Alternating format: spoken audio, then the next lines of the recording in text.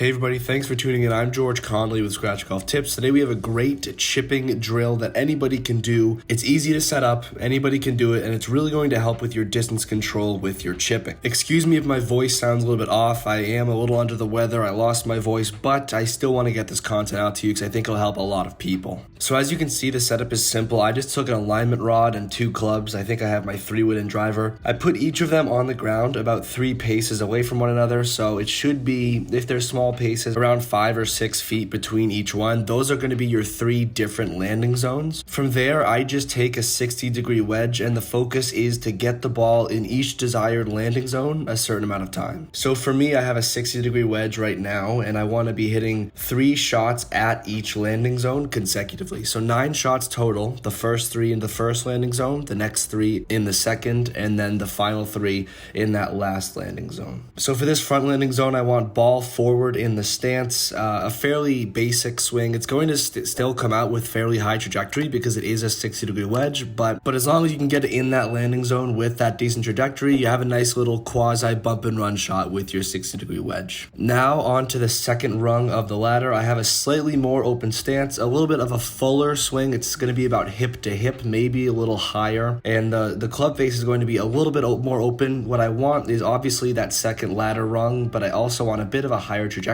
Quick reminder, if you like the golf belt that I'm wearing in this video and you want a great belt at a great price, you can use code George17 at Ghost Golf. Shop at the link in the description if you're interested. What you're really looking for is to continue to accelerate, just lengthen the swing a little bit more when you're going from that first rung of the ladder into the second rung. Now to the final one. These are almost flop shots, not quite. So I have a very open stance. My club face is even more open. I'm going to be swinging more across the body and just getting the ball to jump off that club face with a pretty high trajectory, ideally land a little bit softly. Now for these, I have about 6 feet between that final club and the hole, but going past the hole just a little bit isn't the end of the world. That was a good one there. Very nice, clean strike off the club face. Again, this particular shot, this higher trajectory, great for if you're hitting over a bunker. For a basic chip like this on the golf course, obviously you wouldn't really go with that high lofted chip. This is just practice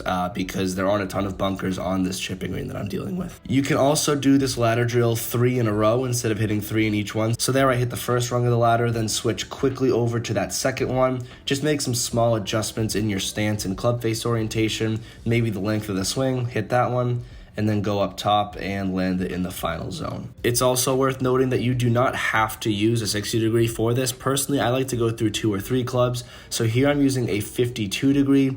Obviously, this is going to be a little bit lower loft. This is what I generally use around the greens. It's what I find to be most effective for the bump and runs. Yeah, I don't personally like to bump and run with the 60-degree very much. It just comes up too high. So for me, putting the 52-degree in the back of the stance and just having a shorter swing, still accelerating, having a bit more of a closed club face, that's something that I really like with that 52-degree wedge. There I hit a few bumps into that first ring. Now for the second ring, I'm going to have a slightly more open club face. Not much. I'm still going to have a little bit of a draw bias swing angle, but I'm just going to get a little bit more on the golf swing in terms of speed. So there, I think that first one was short, second one was in, and then that third one is in. That was a nice strike. Well, we really don't want to be focusing too much on how far that ball rolls out. For the sake of this drill, the focus is on landing point. Can you get it in that ring, in that rung that you're focusing on?